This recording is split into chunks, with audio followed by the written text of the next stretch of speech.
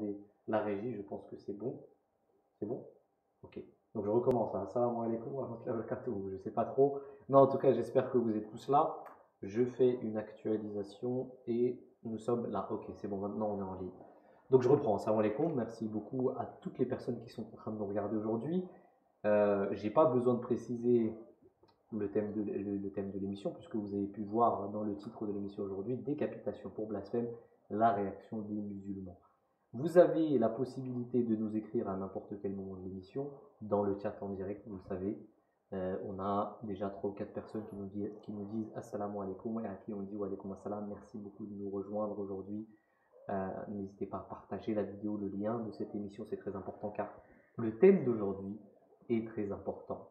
Alors vous avez vu ce qui s'est passé récemment avec ce pauvre enseignant qui s'est malheureusement fait décapiter par une personne qui se disait musulman, qui se disait porte-étendard de l'honneur de l'islam, et on en parlera aujourd'hui. C'est un événement triste, pas un événement, je dirais un incident très triste qu'il faudra aborder avec les personnes qui nous rejoignent aujourd'hui en tant qu'intervenants. Nous avons déjà M. Omar Ahmed Saheb, qui est l'un des responsables francophones pour la MT internationale. Monsieur Omar Ahmed Saheb, assalamu alaikum. Wa alaikum salam wa rahmatullahi wa barakatuh. Merci de nous rejoindre. Et on vous voit aujourd'hui, après une semaine, la semaine dernière, vous n'étiez pas présent dans le studio. Aujourd'hui, on vous êtes dans le studio, ça fait plaisir. Jazakallah. Nous avons également Athab Kahloun Saheb, qui est avocat, que vous avez sûrement vu aussi, qui était présentateur, qui a beaucoup présenté l'émission Horizon d'Islam. Il est aussi le président de la Jamaat, de la communauté musulmane Ahmadiyya de Strasbourg. Voilà. Jazakallah, merci beaucoup à Tassab de nous rejoindre. Nous avons également Faisal, alors je vais bien prononcer son nom, c'est Jemeh Saheb, qui est enseignant spécialisé et qui est aussi de la communauté musulmane Ahmadiyya de Strasbourg. Jazakallah, merci beaucoup, professeur, d'être avec nous aujourd'hui. Nous parlerons, comme on l'a dit, d'un sujet qui est le sujet d'actualité pour commencer. Et évidemment, on va essayer d'entamer ce sujet d'une approche assez différente pour voir déjà qu'est-ce qu'il faut faire, ce qu'il sera dit à propos de cet incident, quelles sont les causes, les réalités. Et pour commencer, je commencerai bien évidemment avec M. Omar Ahmed Saheb. M. Omar Ahmed Saheb, la décapitation de cet enseignant, que dire de cet incident? À chaque fois qu'on voit une chose comme ça dans la télé ou dans l'actualité, évidemment on la condamne, on veut la condamner, mais que dire de plus?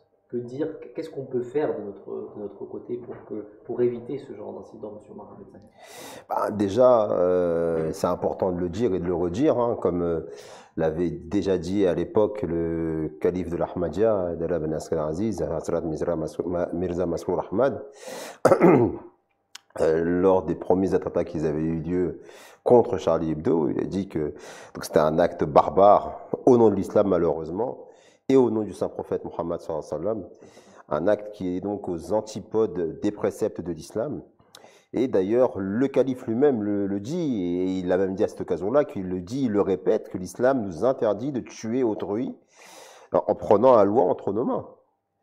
Et nous avons prouvé, et là on parle de la Jamaat musulmane Ahmadiyya, que pareils actes sont contraires aux enseignements de l'islam. Et malheureusement, ces prétendus musulmans et groupes musulmans ne cessent de perpétrer ces actes de barbarie et ces atrocités. Et d'ailleurs, il faudrait se poser la question, quelle est l'utilité justement de tels actes? Si véritablement ces gens-là le feraient vraiment au nom de l'islam, comment ça se fait-il que, au lieu justement de faire taire les personnes qui insultent le saint prophète Mohammed le saint prophète de l'islam, eh bien, au contraire, ça ne fait que encore plus attiser la haine contre notre religion. Et on prend le cas, par exemple, de Charlie Hebdo. Charlie Hebdo était un magazine qui était sur le point de déposer le bilan au moment des attaques. Mais ces soi-disant musulmans qui ont voulu défendre l'honneur du saint prophète sallam en attaquant ce magazine ont attiré la sympathie sur ce magazine, alors que nombreuses personnes, parmi lesquelles des personnalités, même des chefs d'État, à l'origine, s'étaient indignées contre la publication de ce magazine. Et aujourd'hui, cet acte qui a été perpétré, cet acte innommable, horrible, cruel, contre un professeur d'école, de lycée, eh bien, ça va encore plus attiser la suspicion, la stigmatisation de toute la communauté musulmane. Là est la preuve que ces actes-là sont le fait, la responsabilité de marginaux, de gens sectaires, des terroristes, des criminels. Et que leur revendication à faire au nom de l'islam, elle est complètement infondée. Elle n'est pas du tout réelle. Et en tant que musulmans, nous n'avons pas de mots assez forts pour condamner ces actes comme étant aux antipodes, mais comme une différence entre le ciel et la terre de leurs actes vis-à-vis des enseignements de l'islam. Et puisqu'on parle aussi d'enseignants, aujourd'hui nous avons un enseignant aussi, Faisal Saheb, qui est avec nous, qui est de la Jamaat de Strasbourg. Faisal Saheb, vous qui êtes enseignant, comment est-ce que vous avez ressenti déjà cet incident? Comment est-ce que vous l'avez pris en tant qu'enseignant? Que faire? Que dire de tout ce qui vient de se passer, vous qui êtes enseignant, Faisal Saheb? Assalamu alaikum. Ouais, comme ça là. Évidemment, personnellement, d'abord, j'ai été très touché parce que c'est un peu mon métier qui est un peu remis en cause, ma vocation, c'est-à-dire voilà, de transmettre un savoir et d'éduquer de jeunes gens à devenir des citoyens. C'était le travail que faisait ce professeur. Et d'après ce qu'on sait, c'était un professeur très à l'écoute de ses élèves, qui avait vraiment une bonne éthique, qui était vraiment apprécié de tous. Et ce qui s'est passé dans sa classe a été très mal compris par l'environnement, l'entourage de l'école. Il s'est lui-même excusé en disant que il y avait peut-être eu une maladresse de sa part. Mais son intention, c'est ça qu'il faut voir. Quelle était son intention? Son intention était de faire réagir ses élèves, de leur donner comme ça quelques pistes pour avoir un esprit critique sur ce qui se passe autour d'eux, dans les médias. Donc, un travail d'enseignant vraiment qui est louable et qui est à saluer. Et vraiment, c'est une grande tristesse qui arrive là. Et évidemment, c'est un symbole aussi de notre pays qui est atteint. Hein. L'école, c'est vraiment le lieu de la transmission, le lieu du savoir. Et en faisant ça, ce personnage-là a comme voulu couper toute cette transmission qui est faite à l'école. Il faut rappeler quand même que nos enfants, que nous-mêmes, on a été éduqués dans cette école. Et est-ce qu'on est devenu des non-musulmans? Est-ce qu'on est devenu des personnes qui sont écartées de notre religion? Au contraire, moi je dirais même que beaucoup d'entre nous ont eu les idées claires grâce à cette école dans laquelle on nous a inculqué toute cette capacité à réfléchir et à prendre de la distance. Donc vraiment, c'est dommage. Et encore une fois, comme l'a dit Omar Sahib, ça s'écarte des vrais principes de l'islam. Parce que dans l'islam, l'éducation est une valeur vraiment essentielle et la liberté d'expression, elle existe aussi en islam, il faut le dire quand même. Oui, effectivement. Effectivement, enfin, c'est ça, vous, Jazakallah, merci beaucoup. Je rappellerai aux téléspectateurs qui sont en train de nous regarder, parce que là, on a 38 visionnages, Jazakallah, merci à toutes les personnes qui assistent à cette émission. N'hésitez pas à poser vos questions, parce qu'aujourd'hui, on veut aussi savoir votre avis, on veut savoir ce que vous pensez de cet incident, comment vous le voyez, comment est-ce que autour de vous, vous en parlez. On veut le savoir, écrivez-nous sur le chat en direct. Faisal Saheb, j'ai une autre question pour vous qui êtes enseignant. Qu'est-ce que vous diriez à ces enseignants? Parce qu'il y a des enseignants aussi musulmans. Comment est-ce qu'ils doivent réagir par rapport à cet incident? Est-ce que vous avez un message pour eux? Comment est-ce qu'ils doivent réagir par rapport à cet incident? C'est aussi simple que ça, je pense. C'est ça. Disons qu'en tant que musulman, on est déjà d'abord un citoyen dans ce pays. Donc, quand on est enseignant dans une école, on a des principes à respecter, des valeurs à respecter. Ces valeurs qu'on connaît donc en France, c'est liberté, égalité, fraternité. Les principes de l'école, l'école est indivisible, elle est gratuite, elle elle est accessible à tous, il n'y a pas de discrimination dans l'école. Ce sont des valeurs et des principes qui sont en adéquation avec le message de l'islam, évidemment. Je dirais donc aux enseignants musulmans qui se posent des questions, qui ont des doutes, qu'il faut être au clair vraiment avec les enseignements de l'islam et savoir qu'il n'y a aucune contradiction entre ces valeurs véhiculées à l'école et les valeurs de l'islam. C'est le message que je transmettrai. Jazakallah, merci beaucoup, en espérant vraiment que ce message soit passé. Alors, tout à l'heure, il y avait un problème de son avec mon micro, je ne sais pas si ça s'est réglé. Si ça s'est réglé, en tout cas, écrivez-nous. Si ça ne s'est pas réglé, dites-le nous aussi. On va essayer de faire en sorte de rectifier ce problème. Jazakallah, merci beaucoup, Faisal Saheb. Je pense que ce message était très important. On espère vraiment que ce message soit passé, que les gens qui nous écoutent aussi aient pu entendre ce message qui était vraiment très important avec ce qui vient de se passer. C'est vraiment très triste. On va voir Attar Saheb qui est le président de la Jamaat de Strasbourg. Attar Saheb, vous qui êtes à Strasbourg, déjà je voudrais vous demander ce que vous voulez dire par rapport à ce qui vient de se passer aussi. Quel est le rôle que doit avoir le musulman dans la société, dans ces moments de crise, dans ces moments tristes? Que doit-on faire? Quelles sont les activités en tant qu'Ahmadi? Comment la Jamaat Ahmadiyya, la communauté musulmane Ahmadiyya, et surtout à Strasbourg, comment elle s'organise pour justement avoir ce lien fraternel avec la société dans laquelle ils vivent? Attar Saheb. Donc, assalamu alaikum wa rahmatullah, jazakallah de me donner la parole dans cette émission. Alors, effectivement, au sein de la communauté musulmane Ahmadiyya, on a tout d'abord la condamnation, avec une grande fermeté. Vous savez qu'au sein de la communauté musulmane Ahmadiyya, on a par exemple pour habitude de publier un communiqué de presse. Et encore une fois, évidemment, on n'a pas manqué cette occasion de le faire. C'est un communiqué de presse, qu'on relaye à travers effectivement les médias pour démontrer que effectivement et remettre en avant le fait que ces actes barbares et ignobles n'ont rien à voir avec l'islam. Et malheureusement, en ce moment, ça arrive assez fréquemment, donc on est obligé de réitérer ces communiqués de presse. Le message est souvent le même, mais c'est quand même important de réitérer à chaque fois nos propos, notre indignation, puisque cette indignation, elle est attendue aussi. Vous voyez, autour de vous, dans les réseaux sociaux, tout le monde demande les réactions d'un tel, de la communauté musulmane, qu'en pensent les musulmans, etc.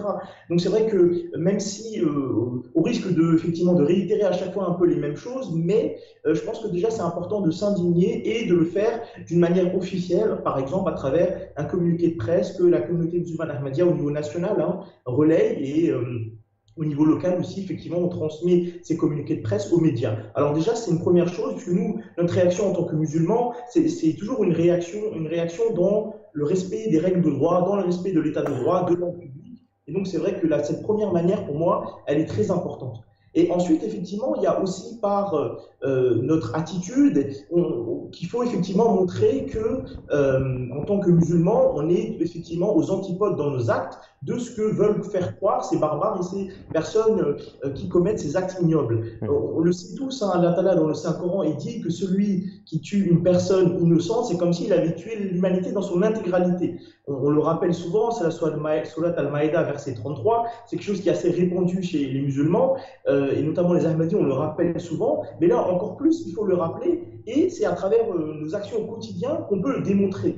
Effectivement, là où la communauté musulmane Ahmadiyya a des centres, on s'efforce d'organiser des conférences pour la paix, des conférences interreligieuses pour que les gens puissent venir voir quel est le message de l'islam. Effectivement, montrer qu'on est en totale contradiction avec tout ça. Je vais vous raconter par exemple une anecdote. Lorsqu'il y a eu l'inauguration de la mosquée de Strasbourg, on avait beaucoup d'habitants, alors elle est comme la mosquée située dans une zone rurale, donc on avait beaucoup d'habitants qui sont venus voir justement quel était le message, alors avec parfois effectivement ces personnes avaient certaines réserves, des doutes concernant le message de la communauté musulmane Ahmadiyya et des musulmans en règle générale. Et c'est vrai que grâce à ce type d'action, on a pu démontrer à travers effectivement les interventions, et notamment celle de notre bien-aimé calife qui était présent, qu'Allah lui vienne en aide lors de cette inauguration. Il a pu très bien expliquer quels sont les droits et quels sont surtout les devoirs des musulmans, de servir l'humanité, les droits des voisins, effectivement toutes les actions qu'on doit mettre en œuvre, et c'est des choses qu'on met en œuvre au quotidien. Par exemple, là, c'est effectivement d'actualité,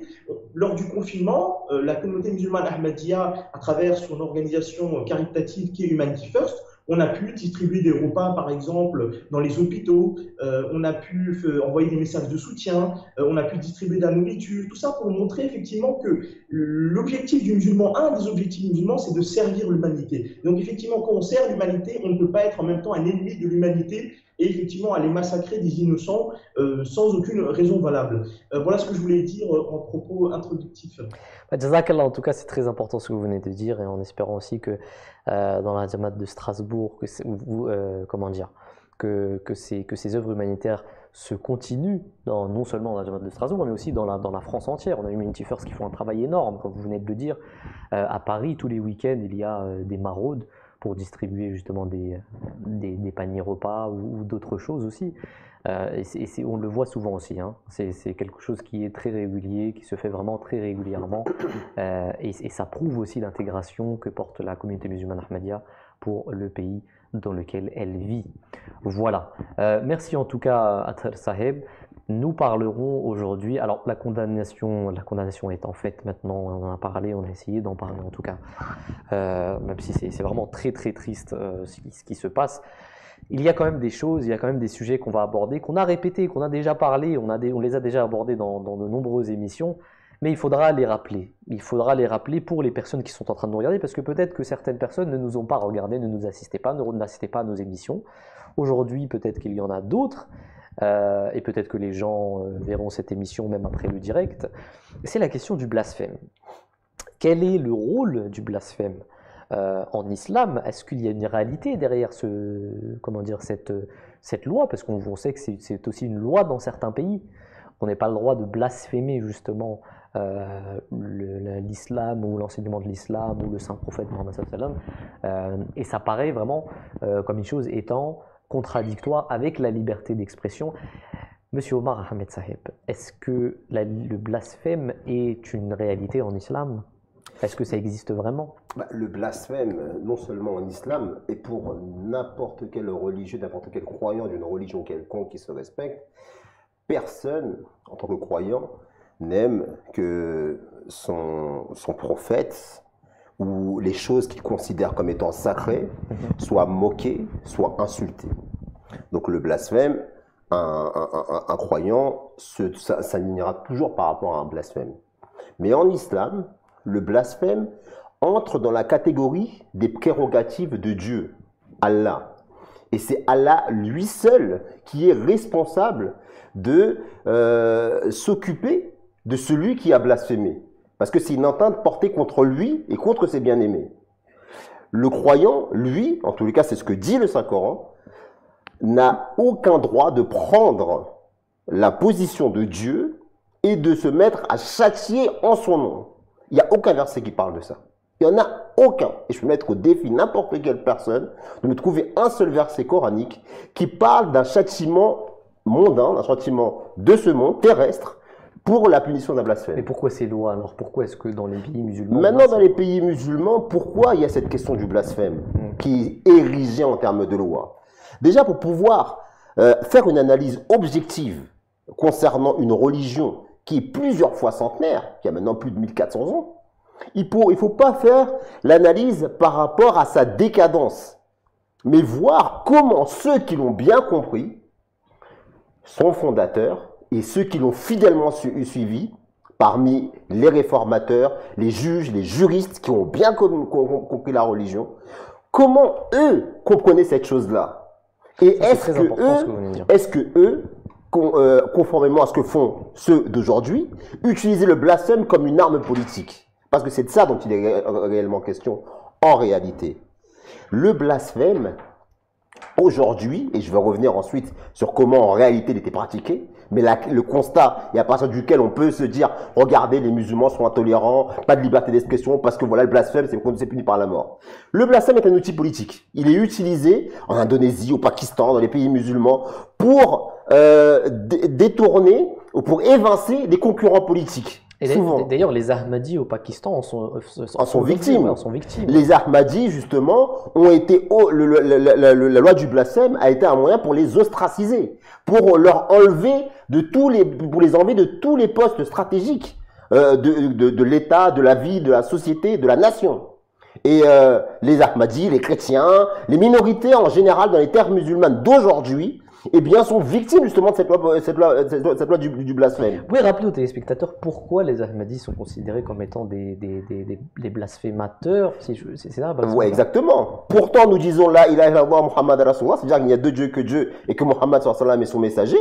Mais parce que des Molvis, des ulama, des soi-disant savants autoproclamés, un clergé qui ne dit pas son nom, pour des raisons politiques, ont considéré que parce que les Ahmadis croient que l'imam Mahdi, le Messie promis, a été, croient que son événement a bien eu lieu, eh bien, ils les considèrent comme en dehors de l'islam.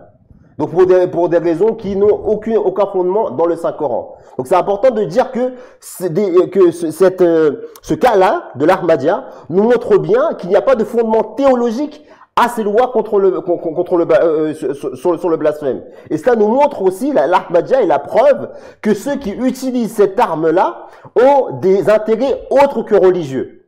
Et maintenant, pour venir à ce qu'on pourrait dire, oui, je suis en train de prêcher ma paroisse, je suis Ahmadi, donc c'est pour ça que je dis ça. Maintenant, il faut revenir à l'histoire de l'islam. Il faut revenir à comment le saint prophète Mohammed considérait cette question-là.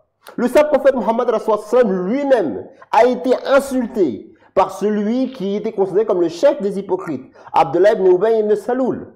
Il a été insulté par lui de manière très claire, tellement claire que parmi ses compagnons, il y avait le fils de Abdullah ibn Ubay ibn Saloul, qui a demandé au saint prophète la permission d'exécuter cette personne-là parce qu'il avait manqué de respect. Qui était son père. Et qui était son père. Et le saint prophète, il a souri.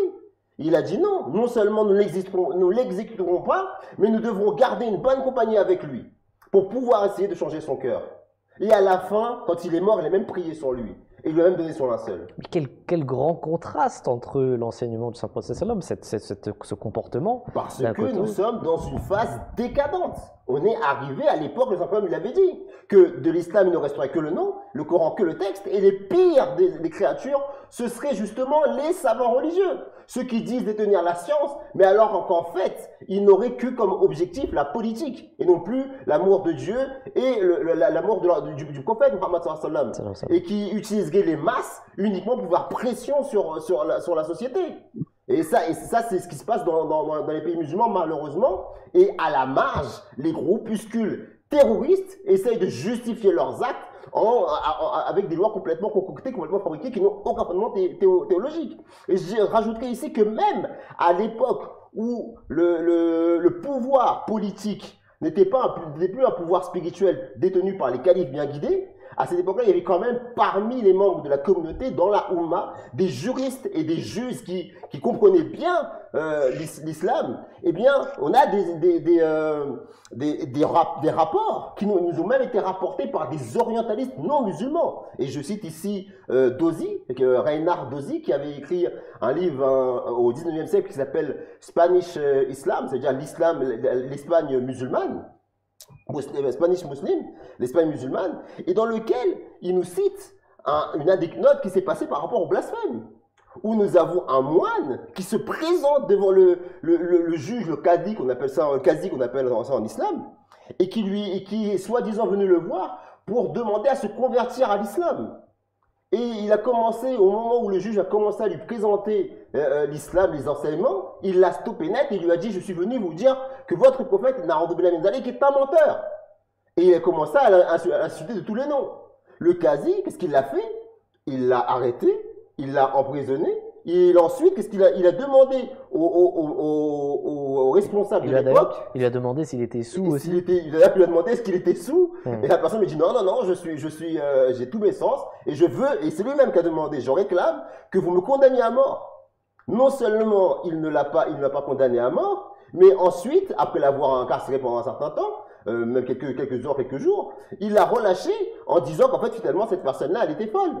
Et pourquoi? Parce que ces gens-là, à cette époque-là, voulaient être considérés comme des martyrs. Et les qazis et les juges de cette époque-là, de cet islam des Lumières que tout le monde appelle de leur vœu, eh bien, ils n'ont eu pas un seul cas comme celui-ci. Plusieurs cas d'espèces de ce genre se sont présentés à eux, mais jamais ils n'ont été tués pour cause de blasphème. Lorsqu'il y a eu des cas de sentences qui se sont mises en pratique, c'est parce qu'il y avait d'autres crimes qui avaient été commis par ces gens-là, mais jamais pour la question liée au blasphème ou même à l'apostasie. Même s'il est vrai qu'aujourd'hui, et même par le passé, il y a des savants, soi-disant des théologiens, qui utilisent le blasphème pour justement exécuter certaines personnes qui veulent évincer de leur route pour pouvoir obtenir certaines faveurs ou certains pouvoirs politiques, et que c'est une réalité. Mais ces personnes qui l'ont fait, ils l'ont fait en flagrante contradiction des enseignements islamiques. Parce que ceux qui étaient véritablement liés aux enseignements islamiques, qui les avaient bien compris, comme le Saint-Prophète, comme ses califes, comme les juristes, les juges, les réformateurs reconnus par toute la Oumma, eh bien ces personnes-là n'ont jamais compris le blasphème comme étant une justification pour la mort, comme le comprennent les terroristes, les criminels d'aujourd'hui. C'est clairement inscrit dans les annales de l'histoire, c'est clairement démontré par le prophète Mohammed sallam, par ses khulafas et par les juristes, les juges, les saints hommes qui ont parsemé, qui ont traversé l'histoire de l'islam. Jazakallah, merci beaucoup monsieur Omar Ahmed Sahib. Faisal Sahib, quelques mots s'il vous plaît sur le blasphème. Que dire de plus que a dit notre frère Omar Sahib? Effectivement, ce qu'on peut dire aujourd'hui de nos jours, c'est que c'est l'ignorance qui est vraiment à la base de toute ce remue-ménage, quoi. C'est vraiment ça qui fait que les personnes sont ou bien déroutées par d'autres personnes qui les manipulent, ou bien qui s'auto-radicalisent aussi d'elles-mêmes par ignorance, vraiment par ignorance. Parce qu'aujourd'hui, on veut apprendre la religion en un clic, on veut apprendre les fondements de l'islam sur quelques sites internet, mais on oublie déjà la principale vocation de la religion, c'est la relation avec Allah d'abord, et donc cette piété qu'il faut avoir, cette humilité, toutes ces qualités morales que doit donner une éducation justement, elles ont zappé toutes ces qualités morales pour se focaliser sur l'interprétation d'un tel qui est erronée. Et donc le vrai défi aujourd'hui pour l'école, pour les musulmans, pour toute la communauté aujourd'hui en France, c'est l'éducation, le savoir et l'élévation par le savoir. Effectivement, et Faisal Sahib, vous êtes en train de parler d'ignorance. Et ça m'a rappelé justement un autre sujet, parce que quand ce genre d'incidents se produisent, on a une partie des musulmans, en tout cas c'est pas que des musulmans, mais en tout cas on a beaucoup de gens qui vont dans une sorte de complotisme pour dire que voilà, ça a été fait par l'État pour attiser la haine contre les musulmans, ça a été fait par je ne sais qui pour un intérêt particulier. Ces musulmans, est-ce que déjà ils ont raison de dire ça? Et là je parle seulement pour les musulmans, mais pour les autres personnes aussi, est-ce que c'est bien de douter, de se poser des véritables questions, à savoir si cet incident a eu lieu, pas comme on le raconte dans les médias, mais comme s'il avait eu lieu autrement? Que dire à propos de ces personnes, de ce complotisme? Parce que c'est une forme d'ignorance aussi, non? Complètement, c'est tout à fait ça. Et c'est là-dessus que se basent ces théories, hein, du complotisme, théorie du complot. C'est quelque chose qui existait déjà et qui a toujours existé en fait, hein, les fake news, les mauvaises informations qui sont faites en fait à des fins des fois d'accaparation du pouvoir ou bien de manipulation des masses. C'est des théories qui ont toujours existé. Il y a même aujourd'hui des réseaux de complotistes qui sont en train de prendre qui ont une pignon sur rue. Par exemple, aux États-Unis, il faut savoir qu'il y a, je ne sais pas si vous avez entendu parler du le réseau Q ou QAnon, voilà. Ouais.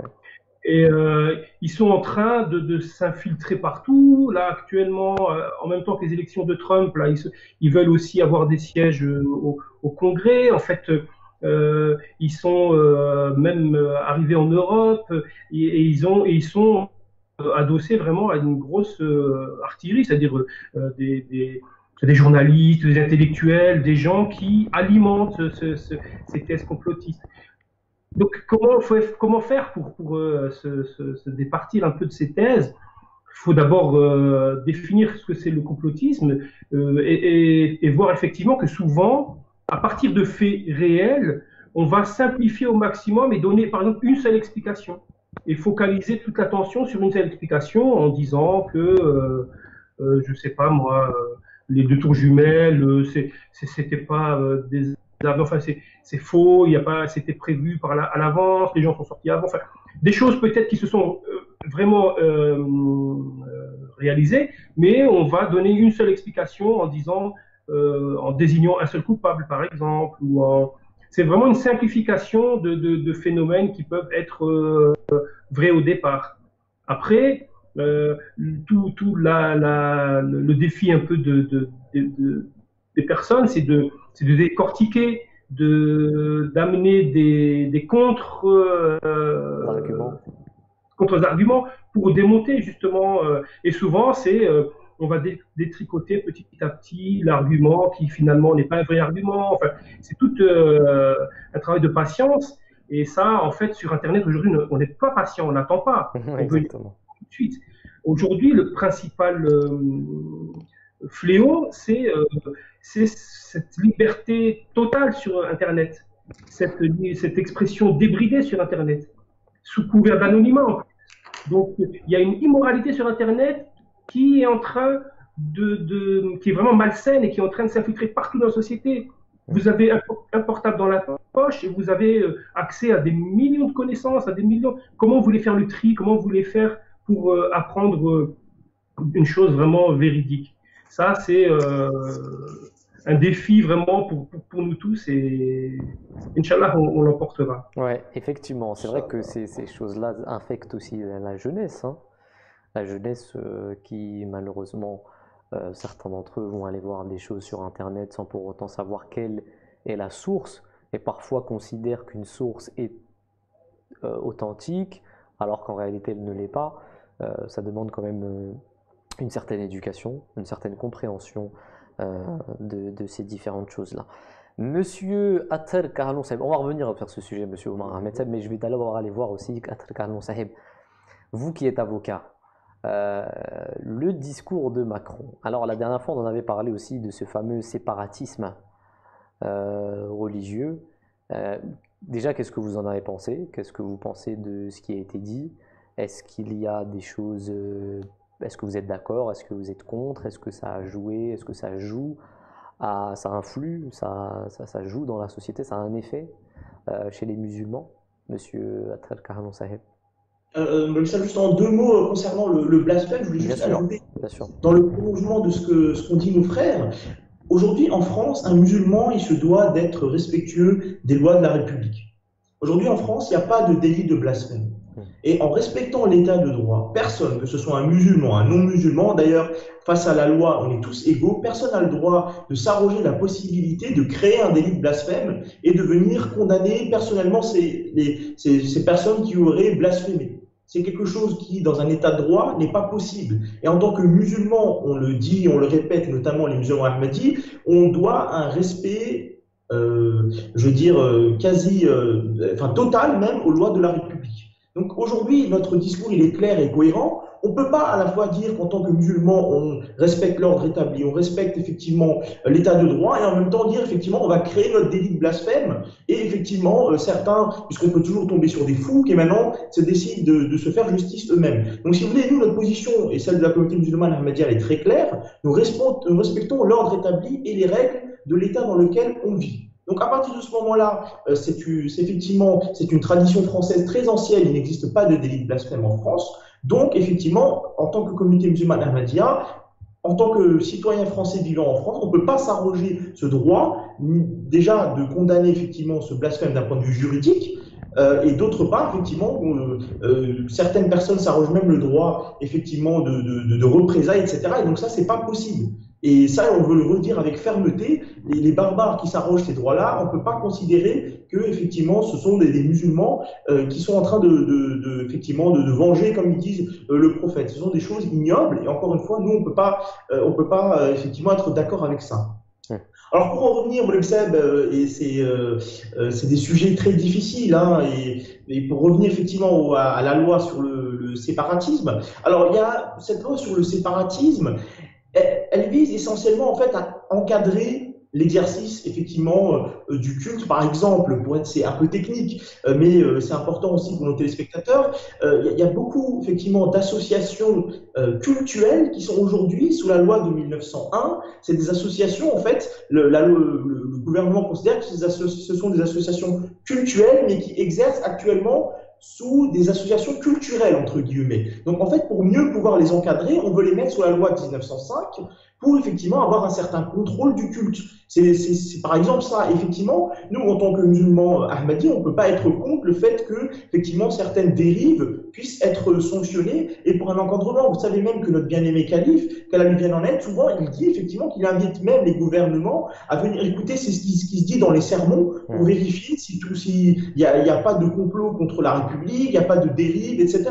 Donc, dans cette loi-là, si vous voulez, en tant que musulman, il ne faut pas être effectivement, comment dire, tout de suite fermé, se dire tout ce qui est dans cette loi, alors on est stigmatisé, c'est tout ce qui est inscrit dans cette loi, c'est pas bon pour nous. Alors effectivement, il y a des points sur lesquels on peut discuter du timing, par exemple, c'est quelque chose qui peut être discuté, mais si vous voulez, on parle de complot, par exemple, donc là, effectivement, dire tout de suite de prime abord, ah non, bah alors tout ce qui est dans cette loi, nous, on n'en veut pas, c'est quelque chose qui, pour un musulman, n'est pas une attitude positive ni constructive. Par exemple, lorsqu'on dit que dans cette loi, effectivement, on souhaite, par exemple, mettre fin à l'instruction à la maison, chacun peut avoir son avis, mais si vous voulez, certains peut-être vont dire effectivement l'instruction à la maison, ça a des points positifs, il y a des points négatifs. Mais si vous voulez, il ne faut pas le prendre de prime abord comme quelque chose de forcément négatif. Il peut y avoir des points positifs aussi. Je veux dire, aujourd'hui, comme Faisal l'a dit, on est tous issus de l'école de la République et pourtant, et c'est cette école qui nous a permis effectivement d'acquérir beaucoup de connaissances, non seulement morales, mais aussi effectivement des connaissances générales. Donc c'est pour ça que moi je souhaite que chacun puisse donner son avis, donc je ne veux pas donner ici un avis tranché, mais il faut avoir un certain recul. Et surtout, ne pas se dire, alors tout ce qui se dit, c'est forcément négatif, et dès qu'il y a par exemple une ou deux dérives effectivement qui sont pointées du doigt, alors tout de suite, il faut crier au complot. Et moi, je demande à nos amis qui nous écoutent d'avoir un certain recul et se dire, par exemple, est-ce que si les associations culturelles sont un peu plus contrôlées, notamment le discours qui parfois est déviant dans certaines associations culturelles, dans certaines mosquées, ça peut arriver, il y a certaines mosquées dans lesquelles le discours, par exemple, peut être borderline, hein, pour être assez neutre, et bien dans ce cas-là, si le gouvernement veut contrôler ce discours, moi, à titre personnel, je ne vois pas ce qu'il y a de négatif. Donc après, effectivement, c'est vrai que certains musulmans se disent stigmatisés, mais encore une fois, essayons de voir le côté positif, et même si on a des critiques à avancer, essayons de le faire de manière neutre, et pas en se disant toujours « Ah non, alors là, encore une fois, on est stigmatisé, ça ne va pas ». Effectivement, ce que vous venez de dire, c'est tout à fait. On aurait pu, par exemple, juger que c'est de la démagogie. On aurait pu dire que c'est de la démagogie, mais on l'a pas dit. Pourquoi? En tant que musulman, comment est-ce qu'on doit comme l'a dit Tarsaheb, est-ce qu'on doit être... le musulman, il se doit d'être toujours mesuré dans ses réactions.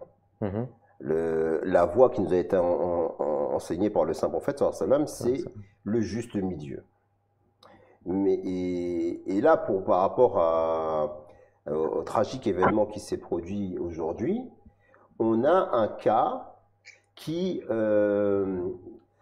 occulte toute possibilité de débat.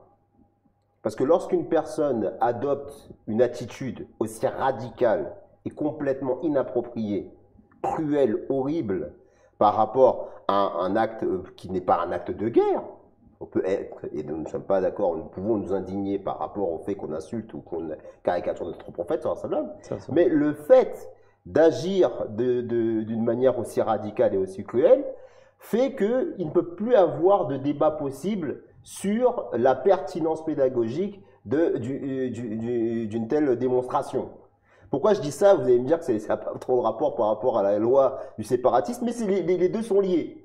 Ça veut dire que à partir du moment où le musulman oublie son caractère, oublie son enseignement, et quand je parle du musulman, en fait, là je parle de celui qui soi-disant se réclame de l'islam pour commettre des attentats, des actes horribles et complètement inhumains, ou adopter même au niveau de la pensée une attitude radicale et toujours négative, toujours dans la critique, toujours dans oui on veut pas de nous, toujours dans le complotisme, et bien à partir du moment où il est dans cette attitude-là, qui n'est pas l'attitude qui nous a été enseignée par le saint prophète Mohammed sallallahu alayhi wa sallam, il n'a pas la possibilité de réformer par le haut ce qu'il considère comme étant négatif.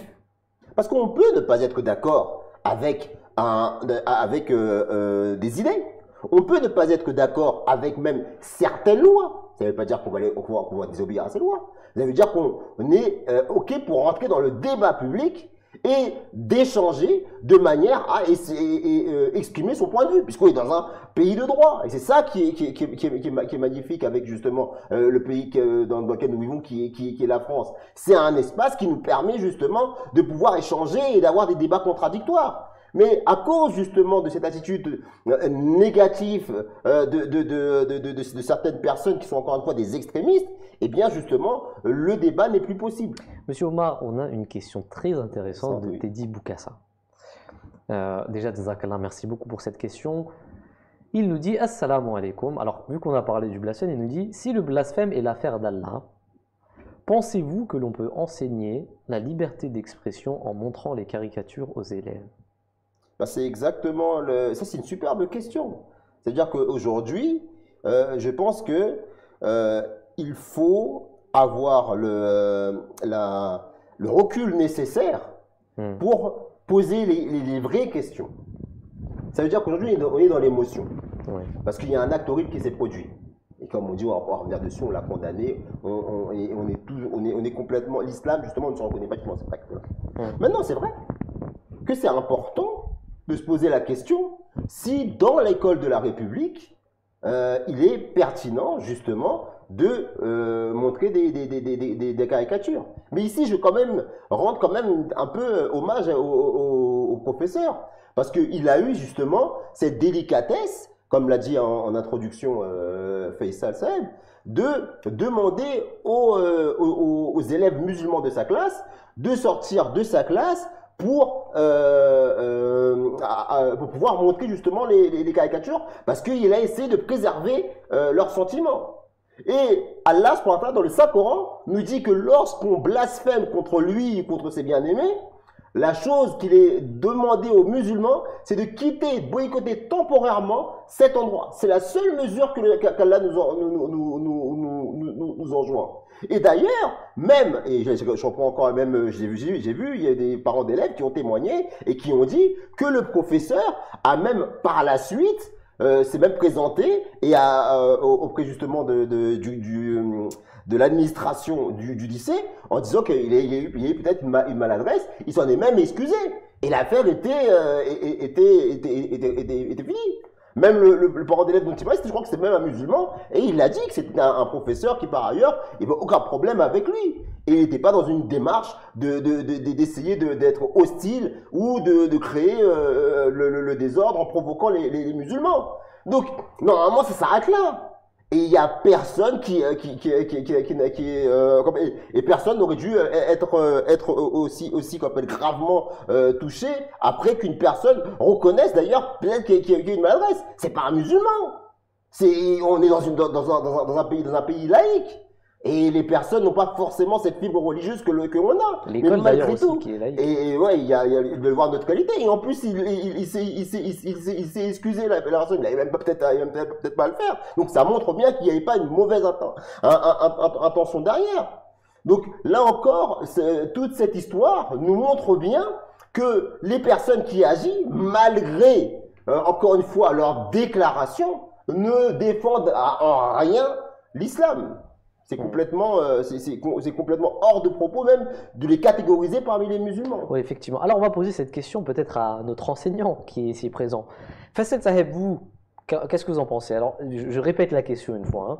Si le blasphème est l'affaire d'Allah, pensez-vous que l'on peut enseigner la liberté d'expression en montrant les caricatures aux élèves? Vous savez, dans la classe, le professeur, il a ce qu'on appelle une liberté pédagogique. D'accord. C'est-à-dire que la classe, c'est aussi un laboratoire où on essaye des choses, où on essaye d'apporter le monde extérieur dans la classe, parce que souvent, ce sont des élèves qui n'ont aucune relation, aucune culture contemporaine, aucun... leur environnement actuellement, enfin leur référence, c'est Internet, c'est des sites de jeux, des sites... Et l'apport culturel est très faible. Et même l'actualité, elle est très très mal comprise. Et elle passe souvent par l'intermédiaire d'adultes qui réinterprètent cette actualité et qui transmettent à ses enfants l'actualité.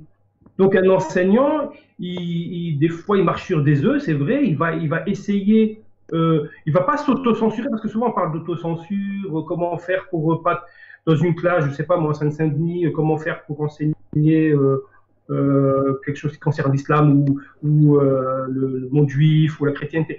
On a l'impression que les enseignants ont peur. C'est pas qu'ils ont peur, c'est que c'est des êtres humains. Ils savent très bien que derrière ces enfants, il y a des adultes et que pour déconstruire, il faut du temps. Et ça, c'est quelque chose qui demande de la patience et une certaine même technicité. C'est-à-dire que dire aux enfants que vous avez le droit de réfléchir par vous-même, vous avez le droit de débattre avec moi, vous avez le droit de débattre entre vous, mais dans un esprit complètement apaisé, c'est très difficile dans certains lieux. Et c'est vraiment un apprentissage. L'apprentissage au débat, c'est quelque chose qui prend du temps, qui se commence même dès l'âge, même en école primaire. Oui, effectivement. Est-ce qu'on peut montrer des caricatures? Tout dépend du contexte, tout dépend de l'environnement. Alors peut-être pas au collège, plutôt au lycée. Enfin voilà, toutes ces choses-là, elles ne doivent pas être interdites, mais elles doivent être encadrées. Maintenant, la liberté d'expression, elle a des limites aussi. On le sait très bien. C'est dans la loi même. La liberté d'expression a des limites légales. Est-ce que ces caricatures légalement étaient, on pouvait les montrer? Ça, c'est quelque chose que je ne pourrais pas vous dire précisément. Mais j'ai peut-être l'impression, et d'ailleurs son témoignage apparemment prouve qu'il a été un peu maladroit, il n'aurait peut-être pas dû le faire comme ça, mais ça ne prévoit rien concernant l'acte qui a été commis par la suite. Hein. Mais je veux dire par là qu'il y a une liberté dans la classe qu'il faut laisser à l'enseignant, ça c'est quelque chose d'important, avec bien sûr des limites, avec un cadre qui existe et qui est connu, quoi. Il n'y a pas de souci à propos de ça.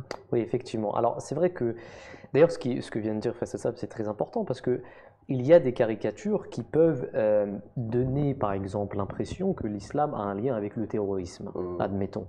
Alors, et comme l'a dit Faisal Saheb, d'ailleurs, il y a des limites à cette liberté d'expression aussi qu'il faut accepter. Par exemple, personne ne viendra donner une caricature qui puisse montrer d'une certaine manière que qui puisse engendrer dans les élèves un sentiment d'antisémitisme, par exemple. Et ben ça, on va s'en empêcher. On va essayer de ne pas le faire. On va essayer de ne pas jouer avec ces émotions-là. Donc ça doit peut-être être la même chose avec tout le monde, il faut qu'il y ait une certaine justice à cela. Et on va aller voir Athar Kahlon Saheb parce qu'on a une autre question qui est tout aussi importante de Teddy Boukassa aussi, qui nous a l'air vraiment particulièrement intéressant ce soir. Il nous pose une autre question, il nous dit « Si les lois contre le séparatisme ne stigmatisent pas les musulmans de manière générale, pourquoi elles ne visent que cette religion ?» Alors, c'est une question intéressante parce qu'on a aussi parlé de complotisme. Donc, oui. Ouais, allez-y, Maître Saheb. En fait, si vous voulez, aujourd'hui, il y a une chose qui est indéniable, c'est que la question, effectivement, de la pratique des musulmans, elle fait partie du débat public. Aujourd'hui, elle fait partie du débat public et on ne peut pas, effectivement, dire que c'est le gouvernement actuel qui a initié ce débat. C'est un débat qui est très ancien, hein, qui date maintenant de plus d'une dizaine d'années, ou même qui date encore d'il y a beaucoup plus longtemps. C'est un débat maintenant qui est ancré dans notre société. Et si vous voulez, effectivement, cette loi vise les musulmans et l'islam en particulier, mais il est vrai que, et je pense que c'est pas faux que de le dire, qu'il y a des difficultés liées aujourd'hui à l'islam en France. et le nier, en tout cas nous, on le nie pas, effectivement, il y a des difficultés avec l'islam en France, et effectivement, donc, on essaye d'encadrer un petit peu l'islam de France. Ce qu'il faut savoir, c'est que historiquement, il y a la loi de 1905 qui encadre déjà la relation entre l'État et effectivement les religions qui étaient présentes à ce moment-là, c'est notamment effectivement le catholicisme, les protestants et le judaïsme. Donc effectivement, il y a déjà ces relations qui sont assez claires, qui ont été établies dès 1905.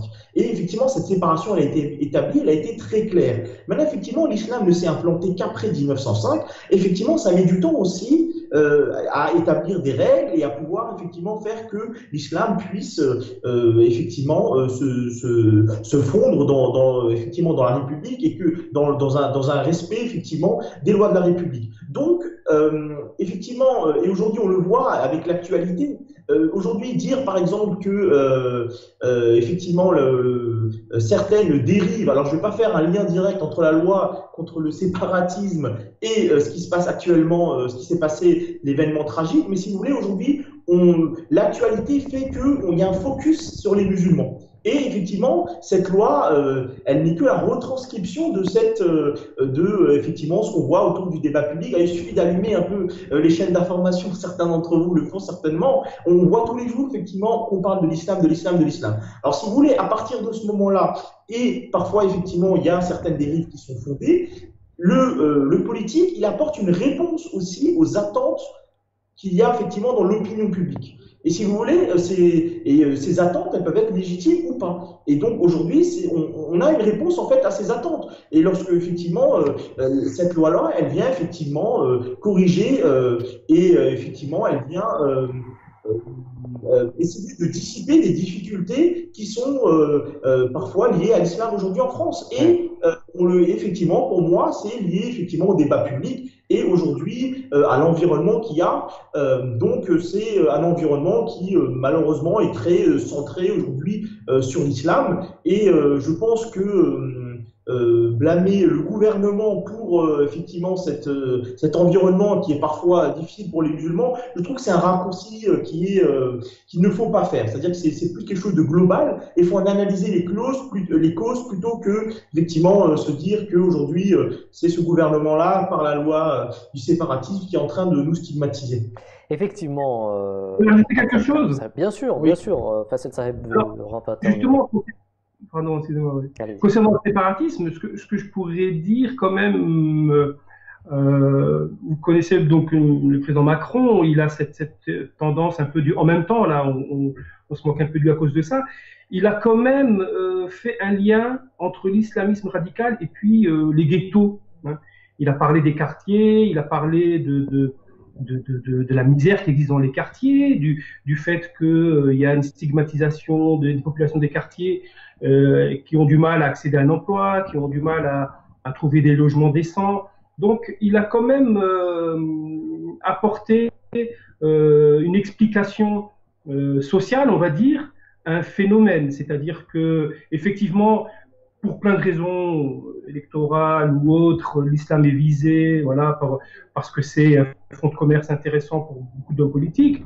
Mais il ne pouvait pas passer ou mettre de côté cette question sociale et de dire qu'effectivement, c'est dans les ghettos, c'est dans les zones difficiles que naît souvent des réseaux islamistes ou des réseaux radicaux et qu'il y avait un travail de réhabilitation à faire dans ces lieux. Et donc, on peut mettre peut-être à son actif cette idée-là, c'est-à-dire de mettre des moyens pour que les écoles soient mieux dotées, que les logements soient plus décents, que les jeunes accèdent à des vrais boulots, parce qu'ils ont des qualifications, ils ont des diplômes, mais parce qu'ils s'appellent Mohamed, ils ont un autre nom, ils ont du mal à trouver du travail. C'est des choses qu'on peut plus nier aujourd'hui. Mais là où on est un peu déçu, c'est ce lien qui est fait effectivement avec l'islam, avec les musulmans, et du fait qu'il y a quelque chose qui nous dérange un peu dans cette exactement, exactement. Vous avez très bien fait d'ailleurs de le rappeler. C'est très important d'avoir parlé de ça aussi. Mais il y a une chose aussi que certains nous disent, Monsieur Omar, c'est que il n'y a aucun cas de radicalisation parmi les juifs, aucun cas de radicalisation parmi les chrétiens. Est-ce que c'est pas un peu normal que l'État se focalise sur l'islam parce que la radicalisation ne se fait que en islam? Et donc il y a quand même un focus qui est compréhensible. Alors je me mets pas à leur place, hein, parce que je sais qu'il y en a qui vont me sauter dessus juste après, mais ce que je veux dire c'est que voilà, il y a des gens qui nous disent ça aussi. Donc est-ce que c'est pas normal que ça soit que pour les musulmans et non pas pour les autres religions? Mais il faut faire attention, il faut toujours être mesuré dans l'analyse. Et il faut pas, est-ce que la radicalisation, c'est un autre mot pour parler de sectarisme. Et le sectarisme, c'est pas propre seulement à l'islam. Toutes les religions, toutes les idéologies ont leur secte. Ça, on le sait. Il y a les satanistes aussi. Il y a aussi des morts parmi les satanistes. Il y a aussi des suicides parmi les satanistes.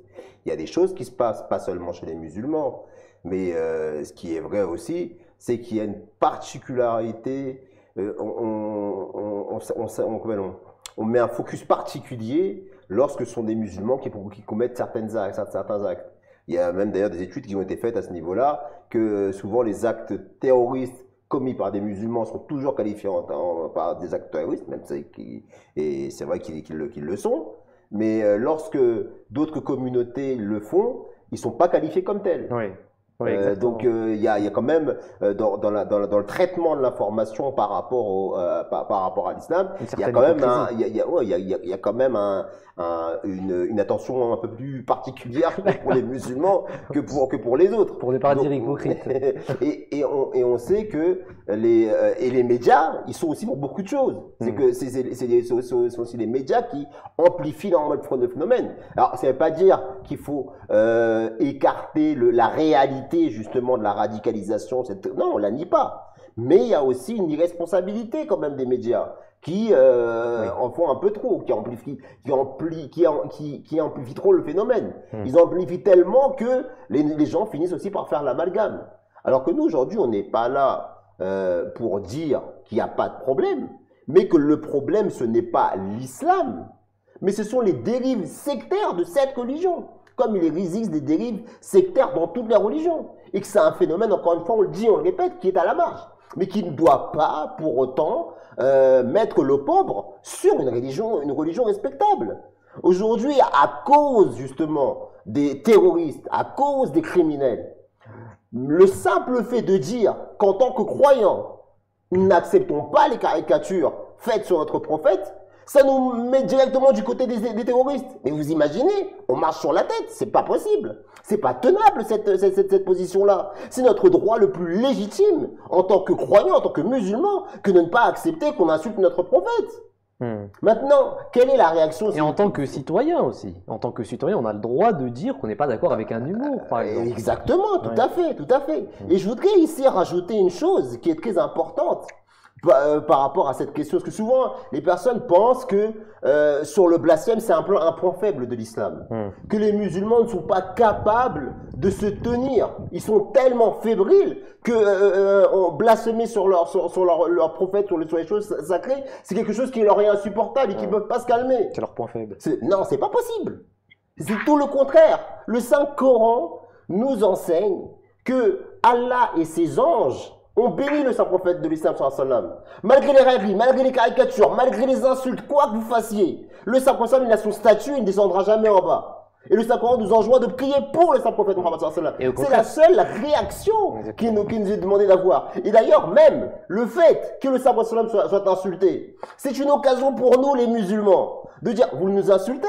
Écoutez, si vous nous insultez, c'est qu'il y a beaucoup d'ignorance là-dessus. Alors venons, discutons. Nous allons vous expliquer qui est Mohammed Rasulullah sallam, quel est son caractère, quelles sont ses qualités. Pourquoi vous l'insultez? Vous l'insultez? Écoutez, je vais y répondre. Posez-moi vos questions. Même si vous êtes de la manière la plus choquante, la plus virulente qui soit. Moi, je suis là pour m'asseoir, vous expliquer qui est le Saint-Prophète sallam. Pourquoi? Parce que c'était son attitude. On dit qu'un juif était venu le voir un jour avant l'explication de la dette qu'il avait contractée auprès de ce juif. Il a attrapé le Saint-Prophète Mohammed par le col et il l'a traité de tous les noms. Il lui a dit, vous les Arabes, vous êtes des menteurs et vous ne payez pas vos dettes. Le futur calife de l'islam, Omar ibn Khattab, qui était à ce moment présent, il s'est énervé. Et il était sur le point d'assaillir cette personne qui avait été aussi insultante vis-à-vis du Saint-Prophète sallam. Le Saint-Prophète sallam l'a stoppé. Et il lui a dit, arrête, stop. Il lui a dit, je sais que cette personne-là est venue un jour avant moi. Mais pour autant, à cause du fait que tu as été agressif vis-à-vis de lui, non seulement tu prends l'argent, tu lui rends, et en plus tu rajoutes comme une punition par rapport à ton comportement. Voilà l'attitude du Saint-Prophète sallam dans sa présence vis-à-vis d'une personne qui l'insulte. Donc celui qui en tant que musulman s'offusque, s'énerve, ne serait-ce qu'il ne s'énerve, il a trahi le message du Saint-Prophète Muhammad sallam. Ce n'est pas un vrai musulman. Il n'a rien à voir avec l'islam. Parce que le véritable islam, c'est le contrôle, c'est la mesure. C'est rendre le bien, rendre le mal par le bien. Et tu verras que celui entre lequel et toi il y avait de l'inimitié deviendra un ami chaleureux. Ça, c'est l'enseignement de l'islam. Donc ces questions, maintenant, c'est sûr qu'on est triste. C'est sûr qu'on s'indigne. C'est sûr qu'on est heurté au plus profond de soi-même. Lorsqu'on nous présente des caricatures insolentes, dégradantes, infamantes du Saint-Prophète Muhammad sallam. Mais est-ce que ça doit nous toucher au point de s'énerver? Non, au contraire. On doit retourner plus vers Allah subhanahu wa ta'ala. On doit prier pour qu'Allah bénisse encore plus notre professeur sallam. Et inviter ceux qui nous détractent, ceux qui ne le connaissent pas, à mieux le connaître et à partager avec lui. C'est un espace qui nous est donné ici dans ce pays et il faut chérir ce droit qui nous est donné et de manière à le préserver. Et il faut que la société dans laquelle nous vivons, que les politiques entendent que l'islam ce n'est rien d'autre que ça. Qu'il ne doit encore une fois ne pas y avoir d'amalgame entre ce que font des marginaux, des gens sectaires, des bigots, des terroristes, des criminels, et ce qu'enseigne réellement l'islam.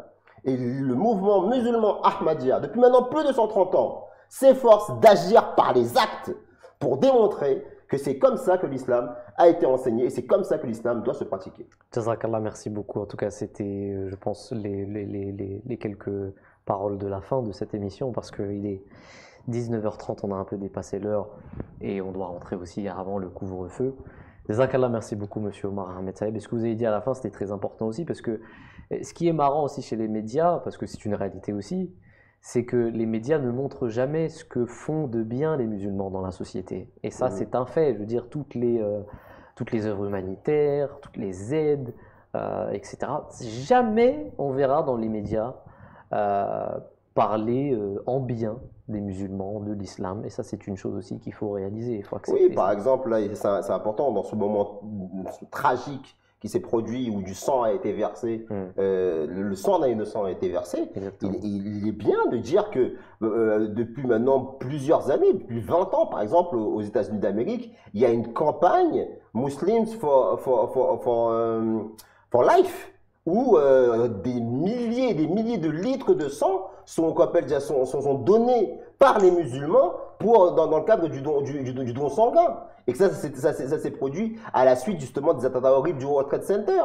Et à chaque fois qu'il y a eu des atrocités comme ça qui se sont produites, à chaque fois la communauté musulmane, l'Ahmadiyya en particulier, a toujours fait des actes forts pour démontrer que les musulmans sont pour la vie, non pas pour la mort. Et ça, c'est la réalité de toutes les religions. Et c'est cette réalité que le Saint-Prophète Muhammad est venu apporter par son exemple. Et c'est important de le dire, ça. Et c'est pas pour se justifier par rapport à ce qui s'est passé. C'est l'ADN de l'islam. Et on invite les gens véritablement plutôt à tomber dans les amalgames, de profiter de ces occasions pour voir ce que disent véritablement les vrais musulmans. Effectivement. Alors, on a eu des questions durant ces différentes interventions. On a eu deux questions qu'on ne va pas pouvoir poser parce que le temps nous fait défaut, malheureusement. On va devoir rentrer très tôt. Peut-être que, Inch'Allah, la semaine prochaine, le temps sera un peu plus long. On commencera peut-être un peu plus tôt. On verra comment ça se passe. Mais il y avait une question de Daniel Souril qui nous disait: pensez-vous que les musulmans devraient tolérer les caricatures du Saint-Prophète Mohammed sallam? Donc on y a répondu. Hein. Bien sûr, on y a répondu. Et on avait aussi une autre question qui était de NP qui nous disait: pourquoi alors on continue de lapider, de pendre des gens, de couper des mains en place publique dans le monde entier? Pourquoi ne pas lancer de fatwa contre ces sauvages? En quelques mots, monsieur Omar, en quelques mots pour répondre à cette personne, et pas en terminer. L'imam Mahdi, alayhi salatu salam, quand il est venu, il l'a dit très clairement. Le fondateur de cette communauté musulmane Ahmadiyya a déclaré qu'il est l'imam Mahdi. Il est celui dont l'avènement démontre qu'on est dans cette époque où la guerre a été abolie au nom de la religion. Et qu'on est dans cette époque où les savants religieux, ce sont les pires des créatures. Et ceux qui font ces fatwas-là sont des personnes qui s'autoproclament savants. Ce sont ceux à cause desquels l'islam il est pointé du doigt. La présence de l'Ahmadiyya, les actions de l'Ahmadiyya démontrent que ces gens-là ne sont pas les véritables représentants de l'islam. Les véritables représentants de l'islam, ce sont l'imam Mahdi et ses plus califes qui l'ont précédé, qui l'ont succédé au 5e calife aujourd'hui. Et qui régulièrement, condamnent ces gens-là. Et dans chaque discours qu'ils font, ils disent, effectivement, il y a des musulmans qui présentent cet exemple-là, mais nous vous le disons avec force, avec fermeté, avec science, que ce n'est pas l'islam, le Coran ne soutient jamais ces personnes-là. Mais on n'a pas de pouvoir politique. On n'a pas d'État, et ce n'est pas la vocation du véritable islam, pour pouvoir imposer certaines choses sur ces gens-là. Mais on a la caution morale et spirituelle du Saint-Prophète sallam pour dire que ces actes-là démontrent que l'imam Mahdi, le réformateur, celui qui était censé venir pour réformer ces décadences-là, pour ramener le véritable islam, eh bien il est véridique, il est venu et sa communauté est en train de travailler sur ça. Jazakallah, on espère que ce message est passé en tout cas à toutes les personnes qui ne connaissent pas la communauté musulmane Ahmadiyya. Merci à toutes les personnes qui nous ont suivis. N'oubliez pas que cette émission a lieu tous les dimanches à 18h30. Peut-être qu'à partir de la semaine prochaine, ça sera à 18h à cause du couvre-feu. Peut-être, on ne sait pas. Peut-être que ça continuera à 18h30. Merci à toutes les personnes qui nous ont regardés, qui ont assisté, qui ont partagé la vidéo. Continuez à partager l'émission dans vos alentours. C'est très important de faire passer ce message. Très très important. Vous l'avez vu aujourd'hui. Vous avez vu l'importance que ça a. Donc n'hésitez pas à partager ces vidéos partout où vous le pouvez. En tout cas, Jazakallah, merci beaucoup à toutes les personnes qui le font déjà et qui le feront dans le futur. Merci beaucoup à nos intervenants de Strasbourg, Atel Karnon Saheb. Jazakallah, merci beaucoup Faisal Saheb de votre participation, de vos interventions. C'était vraiment très important ce que vous nous aviez dit. On se retrouve, Inch'Allah, dimanche prochain à 18h30. D'ici, Inch'Allah, dimanche prochain. Assalamu alaikum wa rahmatullahi wa barakatuh et bonne soirée à vous. Wa alaikum salam wa rahmatullahi wa barakatuh. Jazakumullah, asna jaza.